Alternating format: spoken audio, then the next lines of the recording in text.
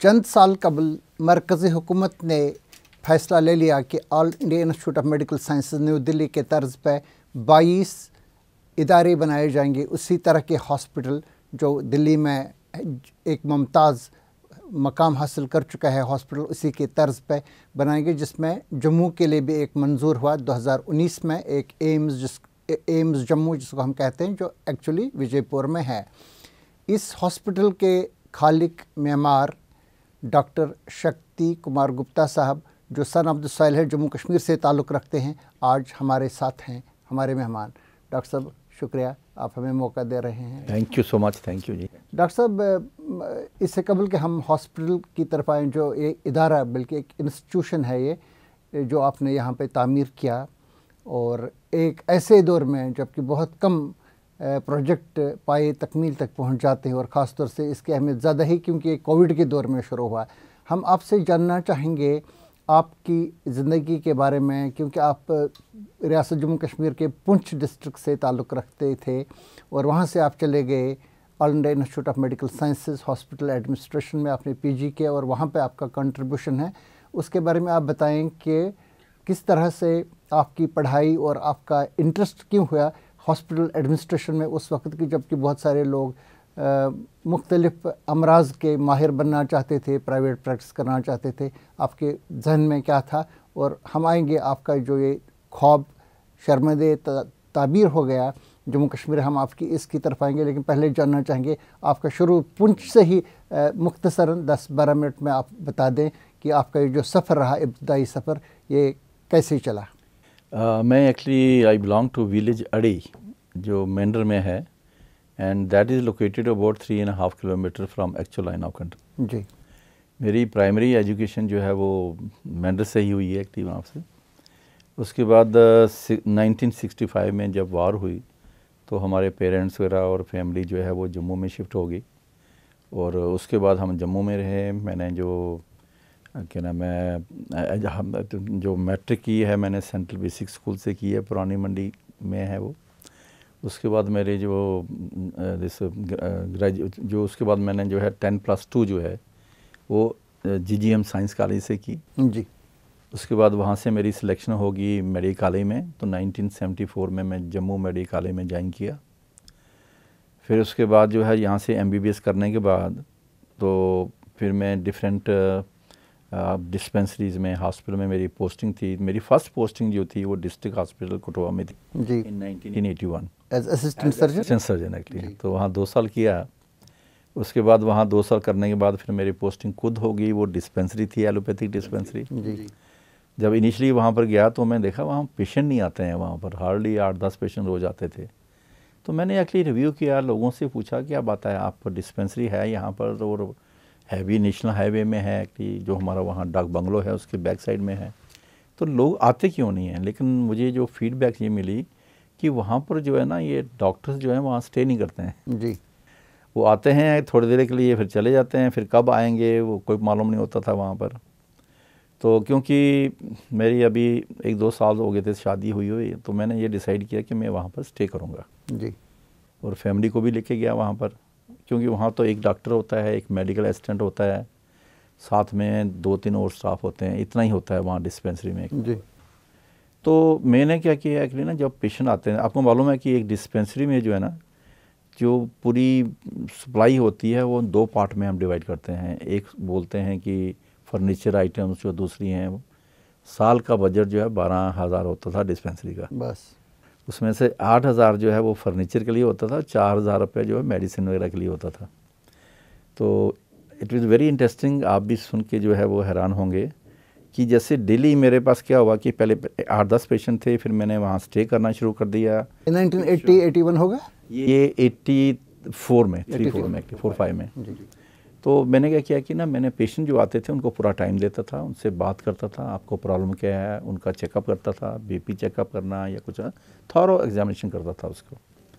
तो उसके बाद जो है ना, मैं उनको बोलता था कि देखो आपको ये प्रॉब्लम है, तो आपकी हमारे हॉस्पिटल में जो मेडिसिन है वो हम आपको दे देंगे, एक आध आइटम होगी, बाकी अगर आपने ठीक होना है तो आपको मेडिसिन जो है ना वो बाहर से लेनी पड़ेगी एक वहाँ पर।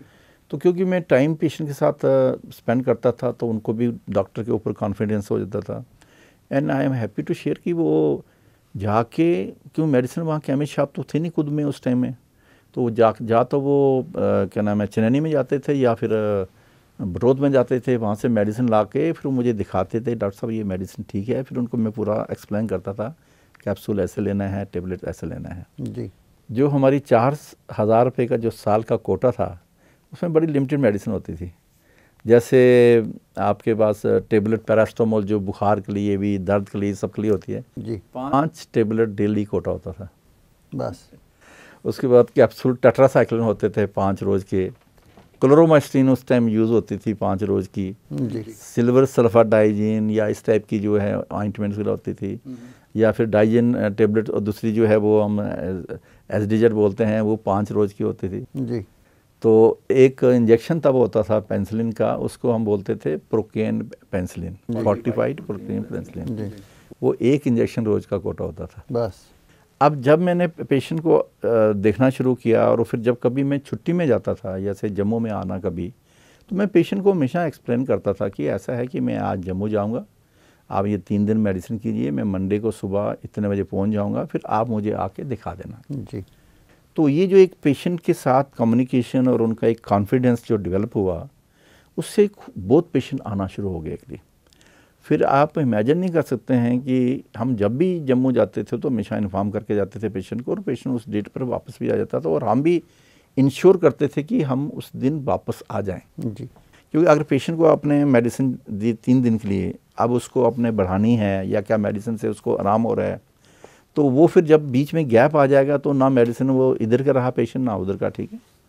तो वो मैं करता था एक्चुअली वहाँ पर। फिर जो नंबर ऑफ़ पेशेंट्स हैं जो 8-10 रोज़ के आते थे, फिर 20-30 हुए, फिर 40-50 हुए, होते होते ये 80 और 100 पेशेंट रोज़ आना शुरू हो गए जी। ये पेशेंट सिर्फ खुद के नहीं थे, ये पतनटाप के भी थे, ये बटोत के भी थे, ये असर जगह है जो बटोत के आगे है वहाँ से आना शुरू कर दिया, चनैनी से, ये जो डिफरेंट एरिया वगैरह से एक दूसरे से जैसे फीडबैक जाती है, क्योंकि पेशेंट इज़ द बेस्ट जो है वो जो फीडबैक देता है हॉस्पिटल के बारे में, डॉक्टर के बारे में जी। तो ये इतने पेशेंट आते थे, लेकिन मेडिसिन कोटा तो वही होता था हमारे पास।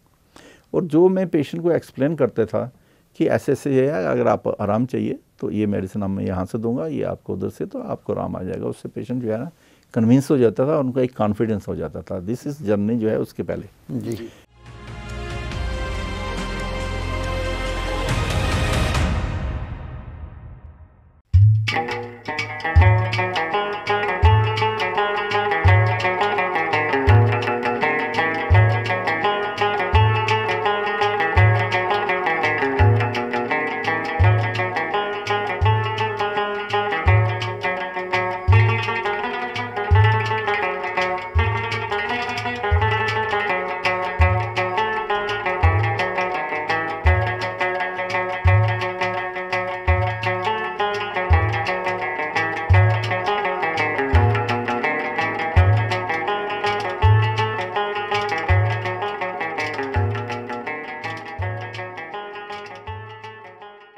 उसके बाद क्या हुआ कि मेरा एक बार मेरी पोस्टिंग जो है वो खुद से अखनूर हो गई as a medical officer ICDS। जी। बड़ा काम किया वहाँ, मज़ा भी आया, कोई डिस्पेंसरी में छोड़ी नहीं जहाँ बच्चों में जाके वो चेक किया हो, उनको वैक्सीनेशन किया हुआ कि वहाँ पर आंगनवाड़ी सेंटर थे, वहाँ मैं सब जगह जाता था वहाँ पर। लेकिन 4 महीने के बाद एक हमारे मंत्री जी आए, नए मंत्री जी आए, उन्होंने जो है 200-250 डॉक्टर की ट्रांसफ़र कर दी। अच्छा। और उसमें हमारी भी ट्रांसफ़र कर दी जी। तो हमारी ट्रांसफ़र होकर जो चलेगी रजौरी। किस साल की बात है ये? 1986 की बात है जी। 86-87 की जी। तो अब मैं 87 में RS थे हेल्थ के मिनिस्टर, मेरे उस टाइम श्री मुला राम जी थे जी। उन्होंने आके सबकी ट्रांसफ़र कर दी 200-250 डॉक्टर की जी। तो मैं अभी खुद से ट्रांसफ़र होके अखनूर में, वहाँ 4 महीने में, वहाँ से ट्रांसफ़र रजौरी होगी। तो फिर मैंने सोचा अगर ऐसा काम चलता रहा यहाँ पर तो बड़ा मुश्किल होगा, डिफ़िकल्ट होगा। तो मैं clinically I was very good, खासकर चिल्ड्रन को देखना मैं बड़ा अच्छा लगता था। मैंने 1 year house job general surgery में किया था। I wanted to become a surgeon जी, ठीक है। तो फिर मैंने देखा भाई यहाँ पर जो स्टेट गवर्नमेंट जी हैं जो है स्टेबिलिटी और टेनवर नहीं है एक्चुअली वहाँ पर जी। कि आपको 2 साल रहना ही रहना है एक्चुअली, यहाँ कभी भी कोई भी ट्रांसफ़र कर सकता है एक्चुअली वहाँ पर। तब फिर मैंने ये डिसाइड किया कि मुझे ऐसी स्पेशलिटी में जाना चाहिए जहाँ स्टेबिलिटी आपकी आए, वहाँ पर जहाँ पर कुछ साल आप रहें, काम करें, रह पाएँ एक्चुअली वहाँ पर, और प्रोफेशनल सेटिस्फेक्शन भी हो एक्चुअली वहाँ पर। फिर हमारे एक दो फ्रेंड थे, हमारे डॉक्टर अनिल गुप्ता थे, वो एक पीजी कोर्स कर रहे थे हॉस्पिटल एडमिनिस्ट्रेशन का एम्स दिल्ली से। तो उन्होंने मुझे बोला कि क्या आप उसमें आना चाहते हो? तो मैं क्या, मैं वहाँ तो चला जाऊँगा लेकिन पेशेंट टच ख़त्म हो जाएगा जी। लेकिन ये भी था कि अगर पेशेंट टच के चक्कर में तो फिर ट्रांसफ़र जो होती रहेंगी तो ना फैमिली स्टेबिलिटी हो ही नहीं सकती कि वहाँ पर। तो फिर मैंने जो है देन फिर उसके बाद मैंने जब खुद में था तो मैंने ऑब्जर्व किया कि मैं एक डिस्पेंसरी को अच्छी तरह मैनेज कर सकता हूँ। इट मीन्स मैनेजमेंट स्किल मेरे पास है जी, कि ना मेडिसिन होते हुए भी पेशेंट को मैनेज कर सकते हैं, रिसोर्सेज ना हो रहा है। उसके बाद दूसरा क्या हुआ कि वहाँ पर कोई भी वहाँ पर खुद के एरिया में ऐसा स्कूल नहीं होगा जहाँ मैंने विज़िट नहीं किया। मैं स्कूल विज़िट करता था, वहाँ लेक्चर देता उनको फर्स्ट एड में। तब एक प्रोग्राम स्टार्ट हुआ था, दूरदर्शन ने स्टार्ट किया था, जम्मू ने, रेडियो कश्मीर जम्मू ने, दैट वाज ए डॉक्टर के आने तक जी। तो वो जो मैं सुनता था तो वही प्रोग्राम हमने जो है ना हर स्कूल में जाके 15-20 इमरजेंसी हमने आइडेंटिफाई की जी। आप देखते होंगे कि नहीं, जब कोई एक्सीडेंट होता है कहीं भी रोड साइड में तो वहाँ स्टूडेंट्स जो होते हैं वो पहले पहुँच जाते हैं, टीचर पहुँच जाते हैं, या फिर जो ड्राइवर्स हैं वो खड़े होते हैं, लेकिन ये उनको ये मालूम नहीं होता है कि करना क्या है वहाँ पर। तो उसको करने के लिए फिर हमने क्या किया कि मैंने कहा स्टूडेंट और टीचर एक ही दो ऐसे हैं हमारे जो हर कॉर्नर में अवेलेबल होते हैं। स्कूल भी मिल जाएगा, टीचर भी मिल जाएंगे, स्टूडेंट्स मिल जाएंगे। क्यों ना इनको हम ट्रेनिंग किया जाए 20 इमरजेंसीज पर। फॉर एग्जांपल किसी को एक्सीडेंट हो जाता है तो स्प्लिंट कैसे लगाना, आप स्प्लिंट तो मिलनी नहीं है वहाँ पर, तो आप 3 स्टिक लें, एक जो है इधर लगाएं, एक इधर लगाएं और एक इधर लगाएं, उसको रुमाल से बांध लें या किसी से बांध लें तो स्प्लिंट बन गए एक। तो ये जो इब्तदाई तौर पर एक जुगाड़ होता है तो हाँ, जुगाड़ जो है, जैसे अगर किसी को नेजल ब्लीडिंग हो गई या कुछ हो गया, हार्ट अटैक हो गया तो कैसे करना है, तो ऐसे 20 इमरजेंसी हमने स्टार्ट की वहाँ पर। फिर उसके बाद जब हम ये रजौरी में चला गया तो मैंने वहाँ पर डिसाइड किया कि अभी जो है मुझे जो है तैयारी करनी है दिल्ली के लिए, और मैं मास्टर्स इन हॉस्पिटल एडमिनिस्ट्रेशन करना है जी। उससे क्या होगा कि मिनिमम पोस्टिंग जो है वो एज ए DMS या मेडिकल या डिस्ट्रिक्ट हॉस्पिटल में लगाएंगे, उसके दूर नहीं भेजेंगे एक्चुअली वहाँ पर। तो फिर मैंने अप्लाई किया all India institute of medical sciences में, तो मैं वहाँ सेलेक्ट हो गया 87 में। तो 87 से लेकर 89 तक मैंने जो है master in hospital administration 2 years का कोर्स जो है एम्स दिल्ली से किया। वो करने के बाद फिर आके मैंने डायरेक्टर ऑफिस में जो है वो ज्वाइन कर लिया यहाँ पर। तो डायरेक्टर वेद गुप्ता थे तब वहाँ पर, तो उनको मालूम था कि मेरी बैकग्राउंड जो है हॉस्पिटल एडमिनिस्ट्रेशन है, तो उन्होंने 3-4 महीने के लिए मुझे वहाँ अटैच कर दिया। तो उन्होंने काफ़ी काम दिया मुझे, जैसे कठुआ हॉस्पिटल जो बना है वो आपने दोबारा ज्वाइन किया Jammu and Kashmir health department. वो इसलिए क्योंकि मैंडेटरी था, क्योंकि आपको मिनिमम 5 ईयर्स सर्विस चाहिए to become eligible for the study leave. Okay. तो 5 साल वो हो गए, वो मुझे वेट करना पड़ा। फिर 2 साल मैंने दिल्ली में किया, फिर उसके बाद 5 साल आपको फिर सर्विस करनी है before you apply to outside the state. ठीक है। तो फिर मैं जब उनके साथ काम कर रहा था तो फिर मुझे उन्हें रिस्पॉन्सिबिलिटी दी, जो आज की डेट में कठुआ मेडिकल कॉलेज है, डोडा मेडिकल कॉलेज है, ये सरवार हॉस्पिटल जो स्टार्ट हुआ, इन सब का जो है मैंने प्रपोजल बना के दिया उनको कि भाई इसको कैसे, क्या फैसिलिटी होनी चाहिए, ये वो सारा प्रपोजल दिया। तो आज मैं जब देखता हूँ इनको तो मुझे बड़ी खुशी होती है कि उस टाइम का 1980 में ये काम, 89-80 में जब मैंने ये काम किया वहाँ पर, तो बड़ा अच्छा लगा। उसके बाद हमारे श्री HL कदल बजू थे जो हमारे सेक्रेटरी थे जी। उनको मैं दिल्ली में एक बार मिला था। तो जब वो आए तो मीटिंग चल रही थी मेडिकल कॉलेज में for shifting of medical college from SMJ hospital Jammu to medical college Bakshinagar में हॉस्पिटल स्टार्ट हो गया था, लेकिन वो उसको शिफ्ट नहीं कर पा रहे थे वहाँ पर। तो एक मीटिंग में जो है मेडिकल कॉलेज में हो रही थी, तो वहाँ पर मुझे मैसेज आया कि आपको कदल बजू साहब वहाँ बुला रहे हैं वहाँ पर। तो मैं गया तो उन्होंने बोला कि भाई आपने तो हॉस्पिटल एडमिनिस्ट्रेशन में ट्रेनिंग की हुई है, मैं अभी आपका ऑर्डर करता हूँ, आप कल से जो है मेडिकल कॉलेज में यहाँ पर आइए, आपको मैं ऑर्डर इशू कर दूँगा as a deputy medical superintendent, तो आप हमारा हेल्प कीजिए मेडिकल कॉलेज को कमीशन करने में वहाँ पर। राइट। उसके बाद दूसरा आपने नाम सुना होगा colonel Chopra nursing home. This was one of the best facility. ये बेसिकली नर्सिंग होम नहीं था, ये प्राइवेट वार्ड था, मेडिकल कॉलेज का हिस्सा था, उसको बोलते हैं colonel Chopra nursing home. 70 room थे वहाँ पर जी, लेकिन स्टार्ट नहीं कर रहे थे, यूज़ नहीं कर रहे थे एक्चुअली वहाँ पर। तब हमारे प्रिंसिपल थे doctor Subhash Gupta, medical superintendent थे डॉक्टर ML गुप्ता। तो मैं 2-3 मीटिंग अटेंड की तो मैंने देखा वो सब डिस्कस कर रहे हैं लेकिन वो कमीशन नहीं कर रहे हैं इसको जी। तो मैंने उनको वॉलंटियर किया कि अगर आप प्रिंसिपल को कहा कि आप इंटरेस्टेड हैं इसको स्टार्ट करने में। फिर मैंने MS साहब से बोला जो है कि आप इंटरेस्टेड हैं इसको स्टार्ट करने में। दोनों ने कहा कि हाँ हम तैयार हैं। फिर मैंने कहा कि प्रिंसिपल साहब आप भी तैयार हैं और MS से तैयार हैं, give me 3 months time and free hand, I will make this functionality. जी। तो उन्होंने कहा, फिर प्रिंसिपल से उन्होंने कहा कि you work with the authority which I am enjoying. इतना वो था, हमने कौन सी अथॉरिटी लेनी थी उनसे। जी।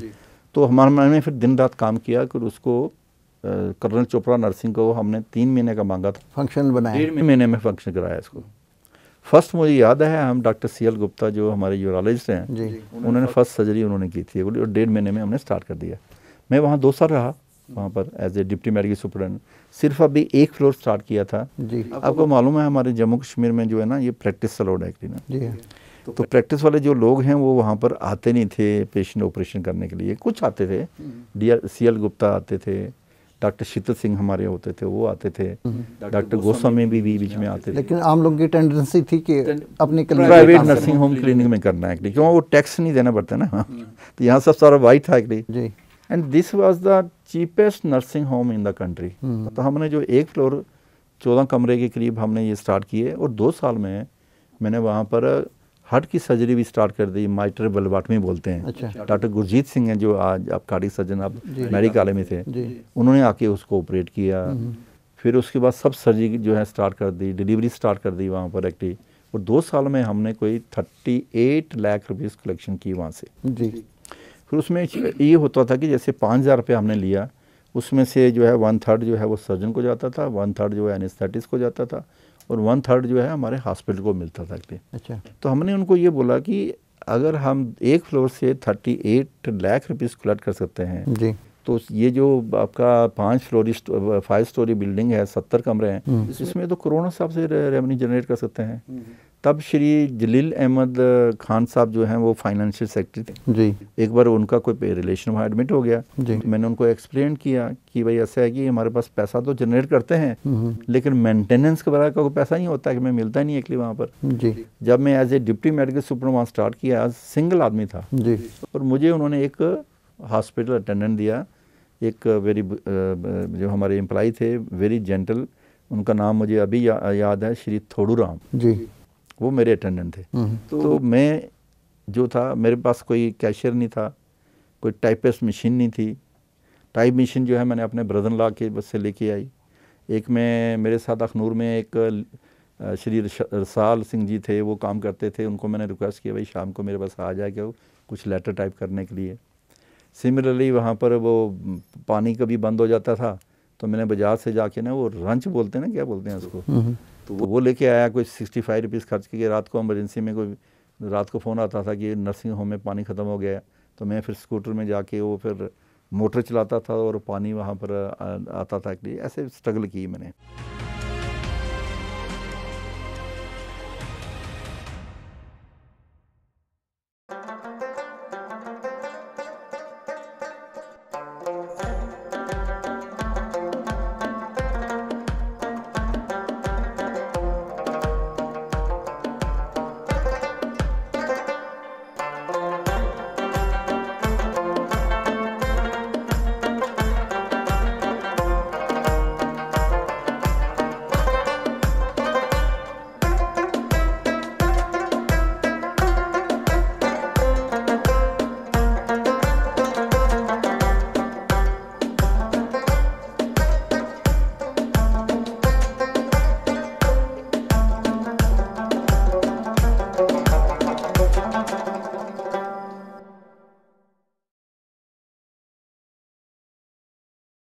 अभी हम दिल्ली वाले एम्स की तरफ भी आना चाहेंगे, लेकिन बीच में आपने जो बात कर ली कि एक रुझान नहीं रहता है डॉक्टर साहिबान का जो प्राइवेट प्रैक्टिस करते हैं, जिनके अपनी क्लिनिक्स हैं, और आपने बताया कि इस तरह का वहाँ पे एक मॉडल बनाया गया था कि एक हिस्सा वो रख ले, एक हिस्सा हॉस्पिटल को जाएगा।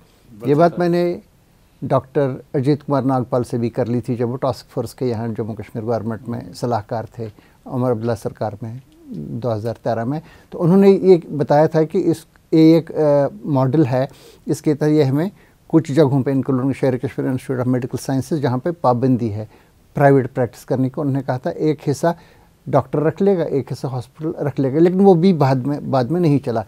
आपको क्या लग रहा है, क्या ये एक बहुत बड़ी बीमारी है यहाँ पे जम्मू कश्मीर में कि लोग बहुत ज़्यादा वक्त प्राइवेट क्लिनिक्स पे, प्राइवेट प्रैक्टिस पे सर्व करते हैं और सरकारी हॉस्पिटल्स में बहुत कम कंट्रीब्यूट करते हैं, और इसका हल भी क्या है? एक्चुअली जो मुझे लगता है, एक्चुअली जैसे हमने स्टार्ट किया और it was very good experience. कुछ डॉक्टर थे जो आते थे, ऑपरेशन भी करते थे, और थोड़ा सा एप्रीहेंशन रहता था कि उनको भी जो वाइट मनी मिलती है, but people were there actually and we did lot of number of surgeries. लेकिन ये है कि यूजली क्या, जैसे एम्स दिल्ली में हमारे भी वहाँ प्राइवेट वार्ड्स हैं, हम उनको प्राइवेट वार्ड बोलते हैं जी, यहाँ ये नर्सिंग होम बोलते हैं जी हाँ। That is a part of the institute actually. तो उसमें जो है हम डॉक्टर को कोई चार्जेस नहीं मिलते, तो we charge in the private ward, लेकिन उसमें कोई डॉक्टर का नहीं मिलता, कुछ नर्सिस को नहीं मिलता, हॉस्पिटल को सम चार्जेस वगैरह जाते हैं जी। तो ये ऐसे मॉडल अच्छा था कि वो दूसरा, क्योंकि हम जो सर्जरी अलो करते थे आइदर बिफोर वर्किंग मॉर्निंग में हॉस्पिटल स्टार्ट होने से पहले, या फिर हॉस्पिटल बंद होने के पहले इवनिंग में करते थे एक्चुअली। भाई ड्यूरिंग हॉस्पिटल में ये नहीं कराएंगे एक्चुअली वहाँ पर, बट इनको कराना चाहिए डे टाइम में, they can fix that actually. इससे ना रेवेन्यू जनरेट हो जाता है एक्चुअली, हमेशा हमें गवर्नमेंट पर डिपेंड नहीं रहना पड़ता है। तो इसके बाद क्या हुआ, ये है कि अपना अपना इंटरेस्ट है उनका, कुछ लोग इंटरेस्टेड होते हैं प्राइवेट प्रैक्टिस वगैरह ये में एक्चुअली, बट कैसे बंद हो सकता है? मेरा ये है कि ना जो टीचिंग इंस्टीट्यूशंस हैं जी, उसमें प्रैक्टिस नहीं होना चाहिए एक्चुअली वहाँ पर ना, क्योंकि you have to focus on education, you have to focus on research. मतलब हमारा जो मेडिकल एजुकेशन डिपार्टमेंट है जो उसमें टीचिंग में उन्हें नहीं करना, हाँ उन्हें करे। बाकी जो पेरिफेरी में इंस्टीट्यूशन है वहाँ पर वो कर सकते हैं, क्योंकि वहाँ पेशेंट अगर रात को इमरजेंसी हो जाती है कहाँ जाएंगे एक्चुअली वहाँ पर, चलो डॉक्टर अवेलेबल रहता है एक्चुअली। इन शॉर्ट कि जो हमारा महकमे से हेल्थ डिपार्टमेंट, वहाँ के लोगों को इजाज़त रहनी चाहिए, लेकिन मेडिकल एजुकेशन डिपार्टमेंट के लोगों को नहीं रहनी चाहिए। फिर आप दिल्ली चले गए एम्स में। हाँ, फिर उसके बाद क्या हुआ कि जब मैं 5 साल यहाँ पर किया, फिर मेरी सिलेक्शन जो है वो, जब मैं रजौरी में ही था तो वहाँ से मेरी सिलेक्शन वो यहाँ पर जो है वो एक तो एमएचए के लिए चला गया, दूसरा जब यहाँ मैं था तो मैंने अप्लाई किया, वहाँ एडवर्टाइज असिस्टेंट प्रोफेसर की पोस्ट एडवर्टाइज हुई एम्स दिल्ली में। तो मैं जब कर्नल चोबोर्ड नर्सिंग में मैंने अप्लाई किया, और हमारे स्टेट गवर्नमेंट ने एनओसी भी दे दिया, क्योंकि मैंने 5 साल पर मुकम्मल कर ली थी। ठीक। तो then I joined as assistant professor in AIIMS Delhi in 1993 in the यही हॉस्पिटल एडमिनिस्ट्रेशन डिपार्टमेंट। हाँ, एज ए असिस्टेंट प्रोफेसर जी। फिर वहाँ पर मैंने 27 years I have spend in AIIMS Delhi in different positions. पहले असिस्टेंट प्रोफेसर था, फिर एसोसिएट, फिर एडिशनल, फिर मेडिकल सुपरिटेंडेंट रहा मैं आई हॉस्पिटल में फॉर 15 years जी। फिर इन बिटवीन में हेड ऑफ डिपार्टमेंट भी था वहाँ पर जी। फिर बीच में मुझे अपॉर्चुनिटी मिली यूएस जाने के लिए 3 months के लिए, वहाँ पर WHO फेलोशिप, तो 3 महीने के लिए वो एक्सपोजर मिला। फिर सिंगापुर यूनिवर्सिटी में मुझे अपॉर्चुनिटी मिली वहाँ पर जाने के लिए, वहाँ पर मैनेजमेंट डेवलपमेंट प्रोग्राम किया वहाँ पर। फिर हवाई में मुझे मौका मिला टू प्रेजेंट इस country paper on what is the scope of telemedicine in India. तो इस टाइप की काफ़ी अपॉर्चुनिटी मिली है मुझे। तो एम्स न्यू दिल्ली में कौन सी ऐसी चीज़ें हैं जो वहाँ पर आपने इंट्रोड्यूस कर रही हैं और जिन पर आपको इत्मीनान है, अभी भी एक फ़ख्र है, एक इत्मीनान है कि ये चीज़ें वहाँ पर लाईं, और वो चीज़ें आपके जहन में अभी भी होगा कि यहाँ पे भी लानी चाहिए? ऐसी कोई चीज़ें हैं जो बहुत सी चीज़ें हैं जो मैंने वहाँ स्टार्ट की एक्चुअली वहाँ पर। एक तो हमारा जो डिपार्टमेंट है, department of hospital teaching department है जी, वहाँ पर एक इंटीग्रेटेड लर्निंग मॉड्यूल्स हमने जो है इंट्रोड्यूस किए टीचिंग के। दिस वाज टोटल न्यू हमारा डिपार्टमेंट था जिसमें हमने स्टार्ट किया।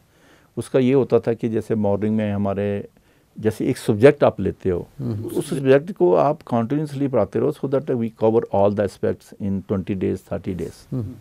ठीक है। फिर उसके बाद जो है हमारा प्रॉब्लम बेस्ड लर्निंग इंट्रोड्यूस की बड़े वहाँ पर। फिर उसके बाद हमने लीडर्स फोरम इंट्रोड्यूस किया, जर्नल क्लब वगैरह इंट्रोड्यूस किया। That I feel satisfied when I was head of department. फिर उसके बाद आई हॉस्पिटल जो था वहाँ मैं मेडिकल सुपरिटेंडेंट था वहाँ पर जो है मैंने lot of changes I brought over there with focus on patient actually. ये पेशेंट को कैसे कंफर्टेबल बनाया जाए। सीनियर सिटीजन वहाँ पर जो आते हैं, क्योंकि आई में आपको मालूम है कि वो ज़्यादातर 50-60 के बाद में आते हैं, उनको कंफर्टेबल कैसे बनाया जाए एक्चुअली वहाँ पर। उसके बाद कार्डिक सेंटर में जो है वहाँ पर कार्डिक थोरेसिक न्यूरो सेंटर, वहाँ 5 साल रहा मैं as a additional medical superintendent. Trauma centre को स्टार्ट करने में मेरा बड़ा रोल रहा है। देन उसका नेशनल कैंसर इंस्टीट्यूट जो है वो जज्जर में, उसके साथ मैं एसोसिएटेड था कोर टीम में, उसको कमीशनिंग में, तो लॉट ऑफ अपॉर्चुनिटी मिली।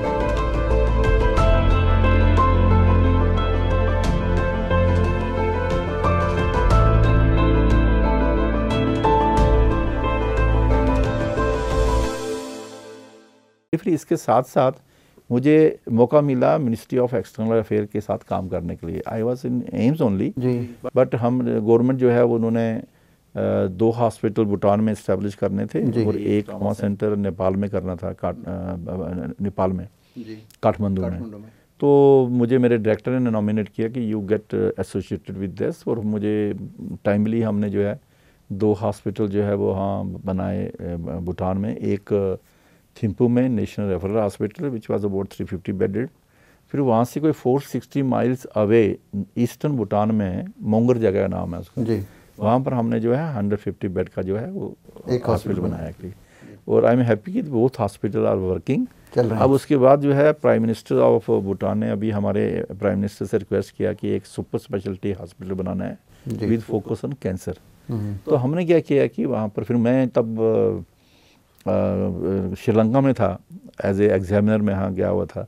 मुझे मैसेज आया कि आपको भूटान जाना है, तो ऐसे ऐसे प्राइम मिनिस्टर की विज़िट है, तो विज़िट करके आपको आके फिर प्रपोज़ल जो है वो हमें गवर्नमेंट को जो है वो सबमिट करना है एक्चुअली वहाँ पर। फिर मैं वहाँ से आया और उसके बाद इमीडिएटली जो है विद इन डे जो है मैं भूटान चला गया अपनी टीम लेके। फिर वो प्रपोज़ल कोई 550 करोड़ का हमने ministry of prime minister office में सबमिट किया through ministry of external affair, वो भी अप्रूव हो गया।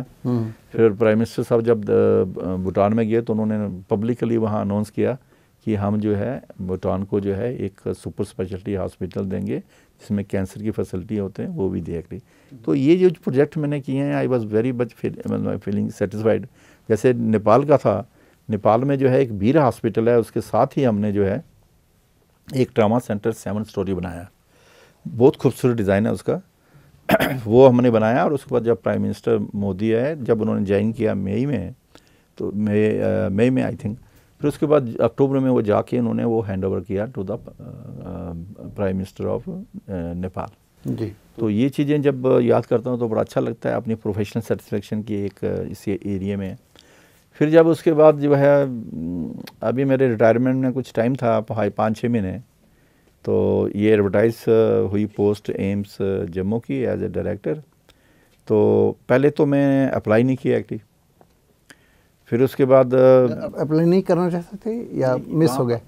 नहीं, अप्लाई करने के थोड़ा सा माइंड में प्लस माइनस था एक्चुअली, क्योंकि तब कोविड चल रहा था। हाँ। तो हम तो बिजी थे उस मैनेजमेंट ऑफ कोविड में, एम्स में। डेली सुबह 8 बजे जो है, जब तक कोविड रहा वहाँ मीटिंग होती रहती थी वहाँ पर, तो पेशेंट को मैनेज करना, सिस्टम चेंज करना एक्चुअली वहाँ पर। तो वहाँ पर इनिशियली मैं इसलिए नहीं थोड़ा सा ज़्यादा इंटरेस्टेड था कि भाई अभी मुझे वहाँ से जाके दोबारा ABC स्टार्ट करनी पड़ेगी। लेकिन मेरे अपने जो क्लोज दोस्त थे उनसे मैं डिस्कस किया कि क्या अब मुझे जो है जम्मू में जाना चाहिए, एक एम्स आ रहा है ये वो।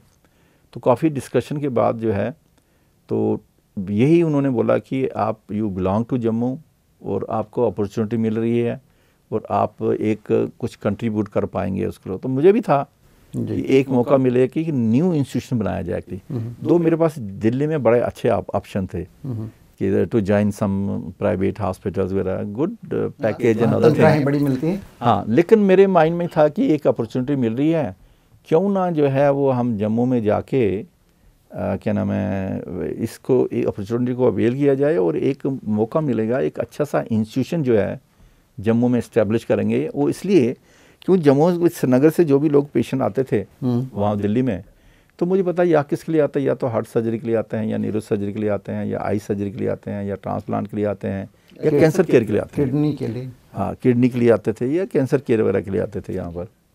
तो वो लोगों को बड़ी परेशान होती थी एक ना, तो बाहर जाना, फिर प्राइवेट में रहना एक ये ना।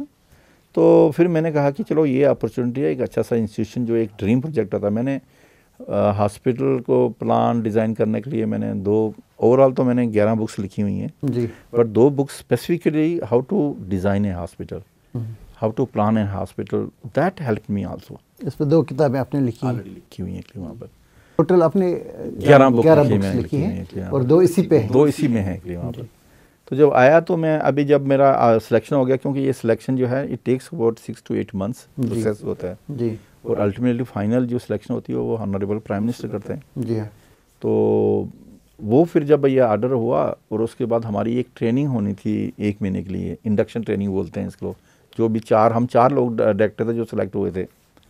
तो फिर क्या हुआ कि फिर मैंने कहा कि 1 महीने ट्रेनिंग होगी, फिर तो डिले हो जाऊँगा। तब मैं डेजिग्नेट हो चुका था और एम्स दिल्ली से मैं रिटायर भी हो चुका था 2 महीने पहले, एक महीना पहले जी। तो मैंने कहा क्यों ना ट्रेनिंग स्टार्ट करने से पहले मैं जम्मू होके आता हूँ और विजिट करके आता हूँ तो क्या स्टेटस है उसका। जी। आया, मैं गवर्नर साहब से मिला, उनको मैंने इंट्रोड्यूस किया कि मैं ऐसे हूँ, तो मैं आया हूँ। फिर उसके साथ मैं हेल्थ सेक्रेटरी हमारे डुल्लू साहब जो आज चीफ सेक्रेटरी हैं उनको मिला जी। फिर उसके बाद विज़िट की यहाँ पर विजयपुर में। तब 0 लेवल थी एक्टिव ना, अभी जस्ट स्टार्ट किया था जी। उन्हीं दिनों कोविड भी फैल रहा था। तो तब मैं डेजिग्नेट था, कोविड बहुत सेकंड वेव चल रही थी 2020। हाँ, सेकंड वेव चल रही थी। तो फिर इसके बाद मैं आने के लिए to take the stock of the situation, तो फिर मैं चला गया। फिर एक साल के लिए वो 1 महीने के लिए हमने ट्रेनिंग की और उसके बाद फिर आके मैं सेकंड वेव में मैं ज्वाइन किया यहाँ पर। तो चैलेंजेस तो बहुत ज़्यादा थे एक्चुअली वहाँ पर। एक तो मेरा DDA था, एक मैं था, बाकी तो कोई स्टाफ ही नहीं था एक्चुअली वहाँ पर। हमें ऑफिस इस्टेब्लिश करना था, हमें मैन पावर रिक्रूट करनी थी। और फिर हमने क्या किया कि जो एम्स का प्रोजेक्ट था इसको एवरी 15 डेज हमने रिव्यू करना शुरू किया। इसकी टोटल कास्ट जो थी 1661 करोड़ थी जी। उसमें इक्विपमेंट भी था 187 करोड़ का। और उसके साथ साथ जो है वो क्या नाम है, हमने 15 डेज में इसको रिव्यू किया था, क्योंकि यूजुअली इस लेवल के जो एम्स हैं उसको बनने में 5.5 से 6 साल लग जाते हैं जी। तो हमने कहा कि भाई, और मैंने देखा कि यहाँ 43 बिल्डिंग्स हैं। Luckily I was member of the master plan of this committee actually of AIIMS Jammu. जब ये मास्टर प्लान कमेटी बनाई, मुझे मिनिस्ट्री ऑफ हेल्थ ने नॉमिनेट किया as a member of the master plan committee. 1 साल हमने काम किया था, डिज़ाइन कैसा होना चाहिए। तब जो आर्किटेक्ट थे उनको हमने ये बोला कि एम्स जम्मू को जो है हमें एक बड़ी सी बिल्डिंग नहीं चाहिए जो एक कॉर्नर से स्टार्ट हुआ दूसरे में आए। I want a spread out campus. और यहाँ पर एज ऑन टुडे 43 बिल्डिंग्स हैं, टोटल 43 टावर्स हैं राइट।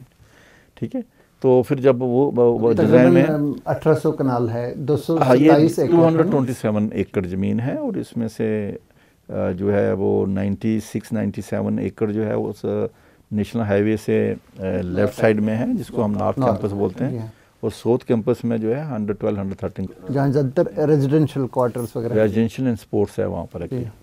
तो जब डिज़ाइन कर रहे थे तो आई नेवर थॉट कि मुझे ही जम्मू में जाके इसको मैं नहीं करना पड़ेगा। जिंदगी में कभी ख्याल ही नहीं आया, बट मैंने कंप्रोमाइज़ नहीं किया था अभी क्या क्या फैसिलिटी होनी चाहिए थी वहाँ पर। उसका मुझे फ़ायदा ये मिला कि मुझे हार मालूम था कि इसमें हमने क्या क्या प्रोविज़न दिया हुआ है। फिर जब आए तो पहले 400 आदमी के करीब इनके पास लेबर थी। लकली क्या हुआ कि जो हमारे एग्जीक्यूटिव एजेंसी थी CPWD वो भी अच्छे थे। उसके बाद हमारा आर्किटेक्ट जो था आर्कॉप, he was one of the good architect. उसके बाद जो हमारी कंस्ट्रक्शन कंपनी थी जो Ahluwalia construction India limited, they are also very good actually, जिन्होंने बनाई बिल्डिंग, जिन्होंने ये बिल्डिंग बनाई एक्चुअली, जिन्होंने डिज़ाइन किया आर्कॉप वाले जो है दे वर आल्सो गुड। लेकिन हमने जो है किसी को लाइटली नहीं लिया एक्चुअली, हमने पूरा उनको मॉनिटर करते थे। एवरी 15 डेज इसको हम मॉनिटर करते थे और एवरी 15 मैंने उनको बोला कि ये 400 आदमी जो आपने लगाए हैं इससे जो हमारा 10 साल जो है इंस्टीट्यूट नहीं बन पाएगा एक्टिव वहाँ पर।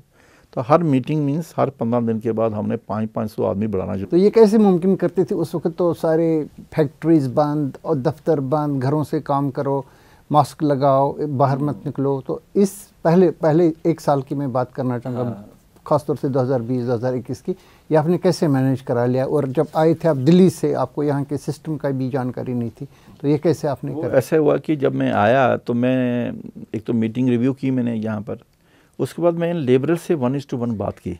जितने भी लेबरर्स थे 400-500, उनसे बात की, उनको मोटिवेट किया। खुद लेबरर से बात? हाँ, खुद लेबर से बात की, मोटिवेट भी किया उनको। और उनको जो वैक्सीन के लिए मैंने अरेंज किया, जितने भी लेबर हैं हमारे यहाँ 400-500, उनको वैक्सीन भी कराया, कोविड की वैक्सीन कराई यहाँ पर, यहीं पर, क्योंकि ये लोग जाएंगे नहीं, क्योंकि इनका एक दिन वेस्ट हो जाएगा एक्टिव वहाँ पर। फिर उसके बाद उनके साथ बीच में इंटरेक्शन वगैरह स्टार्ट हो गई एक्टिव वहाँ पर। फिर कोविड में मैं खुद ही यहाँ एवरी 15 डेज़ यहाँ पर आता था। तो क्योंकि मेरा जो कैंप ऑफिस था वो मेडिकल कॉलेज जम्मू जो है, हाँ, उनका जो गेस्ट हाउस था उसमें हम बनाया, उसमें जी। तो उसके बाद जब हमने हर 15 डेज़ में हमने मैन पावर बढ़ा के हमने 3500 मैन पावर को इंगेज किया यहाँ पर।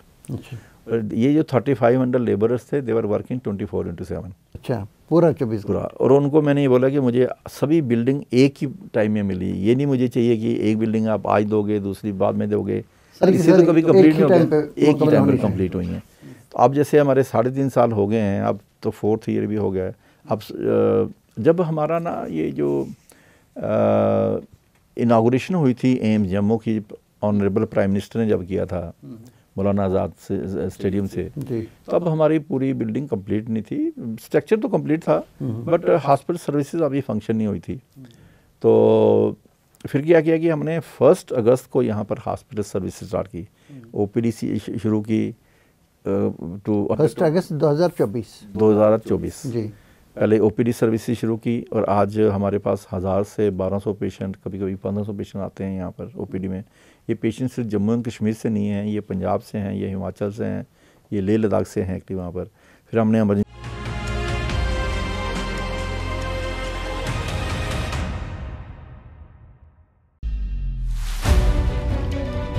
बुनियाद जहां हम खड़े हैं, ये है मजबूत इरादे की बुनियाद, मजबूत हौसले की बुनियाद। हम मजबूत हैं।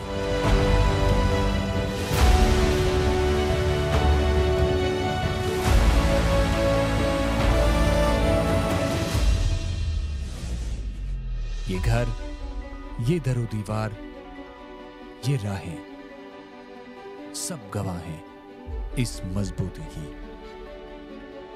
आइए हम आपके इरादों को मजबूत बनाएं। हम हैं TCI Max, सॉलिड स्ट्रेंथ हमेशा। हॉस्पिटल कितने बेड्स का है अभी? ये वैसे हमारा 750 बेड्स का है। इनिशियली जब हमने स्टार्ट किया था 125 बेड्स का, अभी इसी महीने इसको 250 बेड कर रहे हैं, और कमिंग 6 मंथ में 750 बेड्स जो हैं वो फंक्शनल होंगे कमिंग 6 मंथ्स में।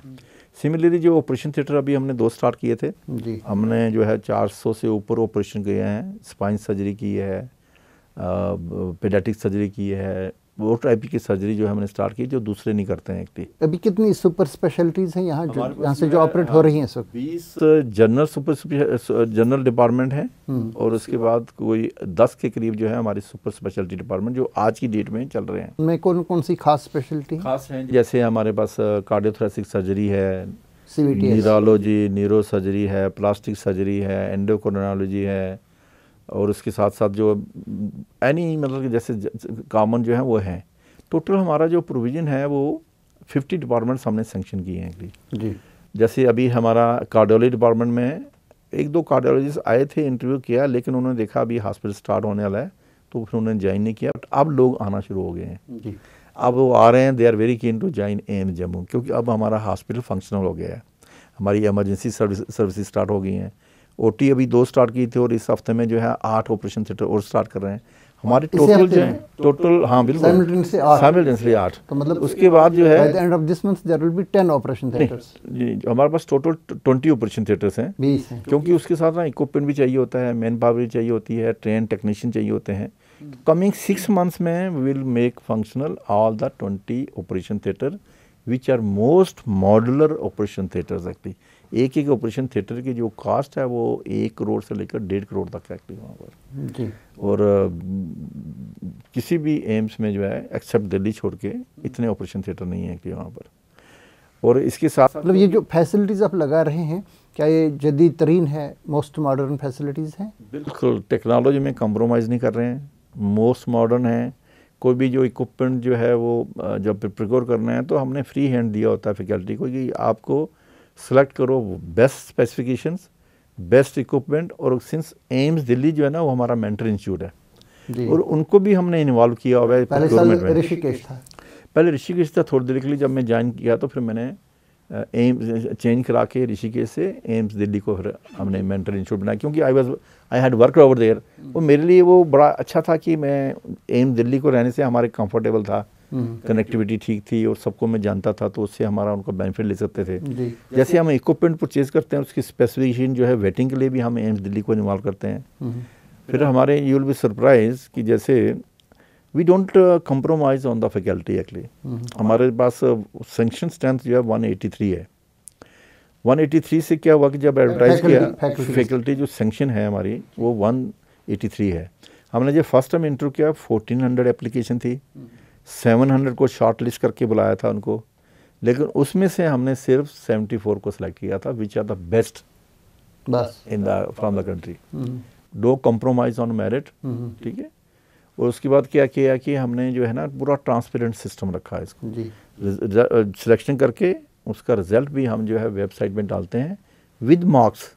तो इसके रिक्रूटमेंट आप खुद करते हैं या PMSSY करते हैं? ये हम कर रहे हैं, रिक्रूटमेंट जो है डायरेक्टली कर रहे हैं। उसके बाद जो हमारी नर्सिस हैं वो ऑल इंडिया लेवल में उसकी सिलेक्शन होती है, ठीक है। तो उसमें जो है फर्स्ट टाइम हमने हमारे पास as on today 500 around 50 nurses हैं। तो इनको हमने इनका जो सिलेक्शन होता है वो all India institute of medical sciences Delhi करता है for all AIIMS in the country. तो फिर हमने इनको 6 मंथ की ट्रेनिंग के लिए हमने एम्स दिल्ली में भेजा था जी। 6 मंथ की ट्रेनिंग में, इमरजेंसी में, ICU में, OT में और जितने भी स्पेशलिटी एरिया है वहाँ पर actually we have spend about 8 crore rupees on the training. फिर जो डॉक्टर्स में कह रहा हूँ कि फर्स्ट हमने 74 लिए थे, फिर दोबारा इंटरव्यू किया तो फिर कुछ और लिए। आज मेरे पास 112 डॉक्टर्स फैकल्टी हैं यहाँ पर जी। आप कहेंगे कि भाई आपके तो सैंक्शन जो है 183 हैं और हैं आपके पास 112, लेकिन ये है कि we don't compromise on the merit. अच्छा, ये 70 अगर नहीं इस वजह से नहीं है कि आपको अभी तक आपके मयार के मुताबिक वो नहीं थे? हाँ, वो हमारे जो है मेरिट, क्योंकि हमारी सिलेक्शन कमेटी जो है ना 7 मेंबर होते हैं, top people from the country. फिर 2 एक्सटर्नल एक्सपर्ट भी होते हैं जी। तो फ्री उनका हैंड देते हैं कि आपने सेलेक्ट करना है, no compromise on merit, best people. और फिर वो उसका उनका जो है रिकॉर्डिंग भी करते हैं इंटरव्यू की। अच्छा। और किसी को डाउट है तो आके आप फिर देख लो कि वहाँ पर ठीक है। एक ट्रांसपेरेंट सिस्टम, ट्रांसपेरेंट सिस्टम। और उसके बाद जब हम डिस्प्ले करते हैं वेबसाइट के ऊपर, उसमें नेम सिलेक्टेड 1 उसके मार्क्स कितने हैं, सिलेक्टेड 2 मार्क्स कितने हैं, वेटिंग 1 में मार्क्स कितने हैं, वेटिंग 2 में मार्क्स कितने हैं। अगर 2 में से जो सिलेक्टेड है ज्वाइन नहीं करता तो अल्टीमेटली तीसरा जो नेक्स्ट वेटिंग में आ जाता है ऑटोमेटिकली, उनको अप्रोच नहीं करना है उसको वहाँ पर। तो इसलिए जो है ना इस सिस्टम जो ट्रांसपेरेंट करने से, तो आज तक I am very happy to say कि लास्ट 4 इयर्स में हमें एक सिंगल कंप्लेंट नहीं मिली एक वहाँ पर। अच्छा, तो इतना ट्रांसपेरेंट है। फिर इसी तरह जो है बाकी स्टाफ का भी सिलेक्शन होता रहता है वहाँ पर।